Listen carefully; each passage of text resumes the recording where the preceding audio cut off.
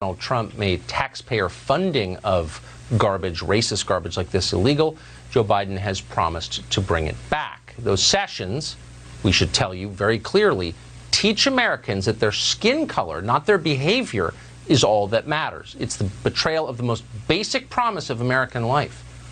But they're doing it anyway. At Smith College of Massachusetts, one staff member called Jodi Shaw finally had enough of this. I'm white, and that really shouldn't be relevant, but my employer has made it clear over and over and over again that not only is it relevant, but it's possibly one of the most important, or if not the most important feature of me as a human. We should tell you that Jodi Shaw describes herself as a lifelong liberal, one of the few liberals left. Jodi Shaw joins us tonight. Jodi, thanks so much for coming on. Everybody else in America puts up with this. You have no power. You don't have tenure. I don't think you're rich. You decided not to put up with it. Why?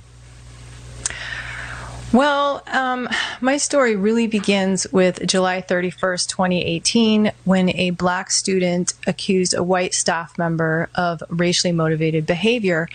And the college conducted a very thorough investigation of this incident and concluded that there was no evidence of racial bias.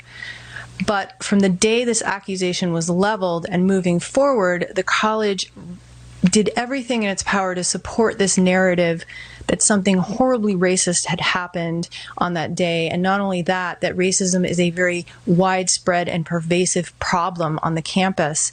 And Smith College's solution to this was to create initiatives, programs, committees, councils, and especially dialogues and discussions, these training programs that you're referring to, that staff are expected and in some cases mandated to attend.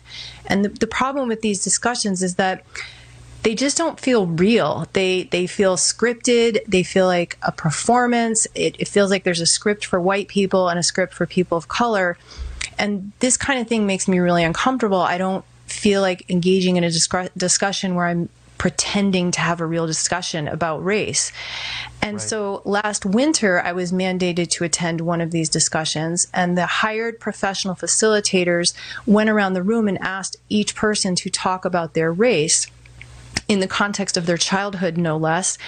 And I politely declined. I said, I'm not comfortable doing that, so I'm going to pass. The facilitators later told everyone in the room that any white person who displays any discomfort at all or resistance to discussing their skin color when asked is not actually uncomfortable at all. They are displaying what's called white fragility, and as such are committing a power play. Yeah. So my simply abstaining from the discussion was framed as an act of aggression. And so it was really essentially a public shaming is what happened in front of all my colleagues. And this shame is used as a tool to try to compel me to say things and do things that they want me to say and do. I'm fascinated by your story for two reasons. One, I think you speak for so many. This is happening to many thousands of Americans right now. And two, you have stood up to say something about it, which I can't get over my surprise that you, in a position of no power, would do something like that. I hope you'll come back at a night where there's less drama in the news, where you can tell us what happened after you did that. Because I just got to think there are going to be ramifications. Well, I hope you'll come back next week, Jodi. My producer's just saying that. I wish we had more time tonight, but I just wanted to highlight you as a brave person in this country. There aren't many left. Thank you. Thank you, Tucker. Cambodian Broadcasting Network. TV Robok Mat.